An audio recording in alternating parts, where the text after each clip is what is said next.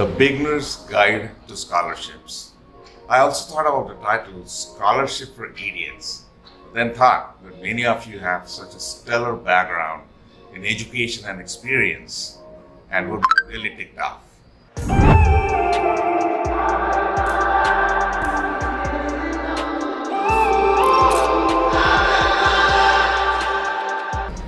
Like you, I was lost in the maze of information related to scholarships. I would get conflicting information about a certain college or school related to exactly the same scholarship and ended up doing personal research which was 1. Time consuming, 2. expensive, and 3. frustrating. The purpose of this informational video is 1. to make your search easier, 2. give you a possible structure, and 3. hopefully make this journey less challenging. I'm sharing our personal journey as lived through both my kids, Harshal and Raunak, and my better half, Aishwary. Harshal and Raunak have been decently successful in their journey, and as a family, we're in debt to several people who give 100% selfless support, guidance, and information. I mentioned their names at the end of the session. At times, it might seem that I'm just sharing the achievements of my kids. That's not true. It's an honest informational share. My kids are fairly shy and hate public display of achievements or data and resisted with a vengeance to not be part of this video, but finally gave up because they realized the value of this information. Scholarships are financial aid awards designed to help students pay for an undergrad degree. Sometimes a scholarship is a one-time check. Other school scholarships are renewable and provide money for students each semester or school year. Unlike applications to US colleges, which you only focus on during the 11th grade onwards, getting a good chance for major scholarship involves extensive preparation well in advance. Many people believe that the journey for scholarship starts in the 9th grade, kind of equivalent of USA definition of high school, when you're about 14 to 15 years old and have started realizing your own potential in a certain area of life. When you have discovered your talent in a certain area like music, sports, science, mathematics, and overall just when you have begun to grow into a multifaceted personality. That becomes the foundation around which you build your story.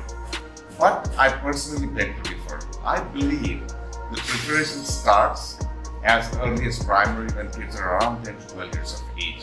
I'll explain why as we go through that discussion. The Standard Aptitude Testing or SAT is an exam conducted by the College Board and is meant to assess a student's readiness for college.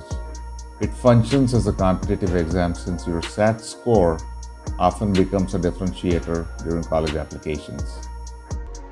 As you probably know, SAT or Standard Aptitude Testing has become one of the standards for admission into universities, specifically to the US, but in other countries around the world too. Nearly 3 million students across the world take the SAT each year.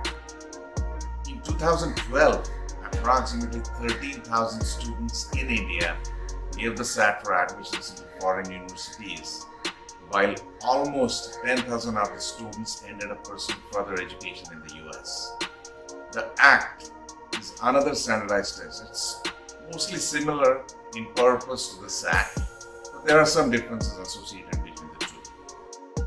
ACT has a specific science section which evaluates critical thinking, not actual specific scientific knowledge. The SAT instead has these types of questions interspread throughout the paper. The SAT has 2 math sections in which one permits usage of calculators for mathematical operations. For the ACT, calculators are allowed for any question or section. Additionally, the SAT scores students on a 400 to 1600 range in multiples of 10, while the ACT scores them on a 1 to 36 range.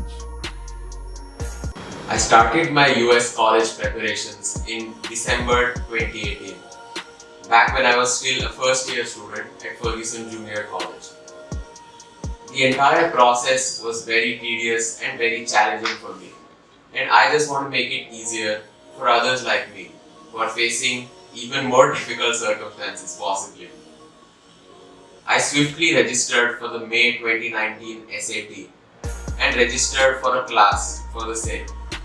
The class was a 3-month course where the first 2 months focused on theory and concepts and the last month focused on mock tests. Our English teacher would go over every type of question in the reading and writing sections of the test, from vocabulary to grasping the main idea to finding incorrect punctuation.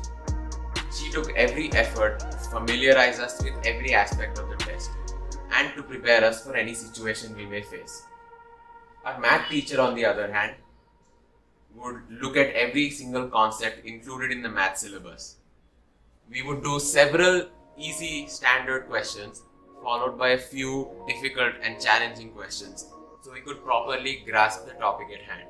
The last month put extreme emphasis on time management and critical thinking. We would all sit down for 4 hours to take the entire SAT exam as if it was the real deal.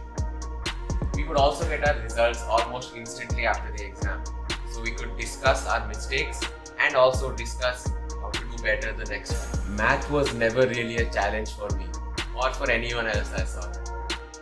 The maths we learn in Indian schools is about 2 years ahead of the standard for American mathematics. So getting a good score in the SAT math section mainly depended on being able to use the calculator properly and avoiding silly mistakes. Now that my summer vacations had started, I immediately registered for the June SAT subject tests for Math 2 and Biology. I enrolled in the same classes for these two subjects. I had the same math teacher once again took upon teaching me Math 2, but the class didn't have any teachers for Biology, so I decided to prepare for that myself. Once again, the last month focused on doing mock tests. The good part here was that these subject tests are only 1 hour long, so it was much easier and significantly less exhausting to do these every day. Let's talk a little bit about academics. Academics are an important component. A lot of people think of 11th grade as the year you can relax. However, the 11th grade results are your latest results that the universities will get. Since applications are done before you're done with your 12th grade, you have to dedicate effort on your 11th exams as well. As a result, it's not as important to get amazing marks in 12th. However, the university still requires your 12th results after you have gotten admission, to make sure that you haven't completely done nothing in 12th. Now, other different accolades throughout schools and college. There are academic honors a student can receive within and outside the school exams and test results. They are also instrumental to building a good profile of academic excellence. Academic honors can include prizes in inter-school quizzes, Olympiads, awards given by the school, or even participation in some prestigious events. So I ended up applying to 18 colleges in total. Along the way, I also added some colleges with no application fee, colleges which had waived their application fee, or colleges that simply demonstrated interest with me. After this initial application, I had to do even more applications for scholarships, honors degrees, and so on. Each of these had different requirements, different essays, and overall it was just a very tedious process for me. I had to make videos, I had to do projects, I had to do presentations, and it basically never stopped. I only wish I had more time to put in more effort and give them the best work that I could. Additionally, that time was even more strenuous because I was busy preparing for my college preliminary exams. Thankfully though, by January I was done with everything. During your college applications, you should never pass up the opportunity to provide more information about yourself, whether it be through the submission of a resume or through an optional interview. You have to take every opportunity to show the college that you are better than how you simply seem on paper. An example I will provide is of my experience with Stanford University. Seeing the option to sign up for an interview with alumni, I was initially hesitant because who wants to do an interview? However, after some debate with my dad, I reluctantly agreed to do so. In a month or so, I was provided the details of my interviewer.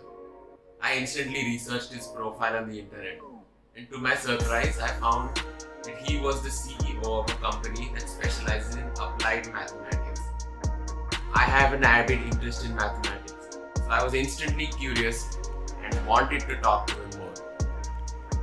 We realized as we were working on this video that this topic is way too serious, too complex and too many variables to just quickly finish it in one long release.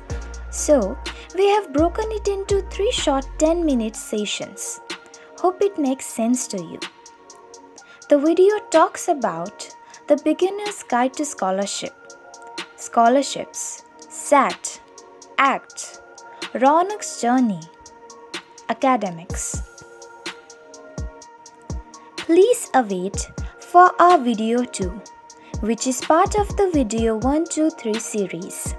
Here we will discuss importance of accolades through school and college, scholarship application, financial aid, extracurricular activities, internships, social service and community mindset, filters of selection of a set of colleges, final selection of colleges.